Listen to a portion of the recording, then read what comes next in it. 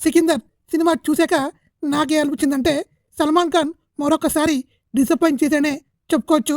AR Murugadoss hit అయితే కొడతాడేమో అనుకున్నాం కానీ హిట్ కాదు కదా, అట్రప్లప్ అయితే ఇచ్చాడు.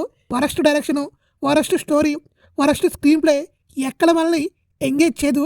ఈ సినిమాలో ఏదైనా బాగుందా అంటే ఆ టాక్సీ వల్ల అదే ఆ బొంబే టాక్సీ డ్రైవర్ క్యారెక్టర్ మాత్రం బాగా రాసుకున్నాడు. తను మాత్రమే చాలా బాగా ఎంగేజ్ చేశాడు. తన కామెడీ టైమింగ్ కూడా బాగుంది. కొత్త అతనేమో తను చాలా బాగా చేశాడు. ఇంక ఈ సినిమాలో రష్మిక ఉన్న సేవ్ చేయలేకపోయింది. రష్మిక మేకప్ కూడా ఏం బాగాలేదు. పుష్ప చావా సినిమాలో రష్మిక చాలా అందంగాను సూపర్గా ఉంది. ఈ సినిమాలో మాత్రం ద వరస్ట్గా ఉంది. రష్మికని చూస్తే నాకు చిరాకు వచ్చింది ఆ మేకప్లో.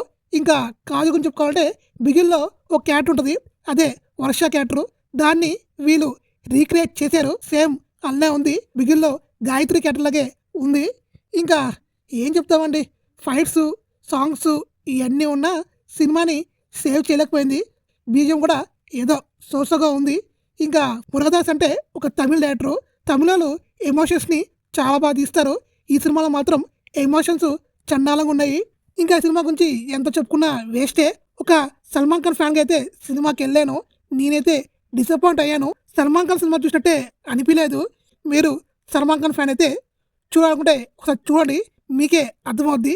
నేను చూడొద్దు అన్ను, చూసి మీరే చెప్పండి సినిమా ఎలా ఉందండి. నాకైతే నచ్చలేదు. నా రేటింగ్ అయితే 1/5.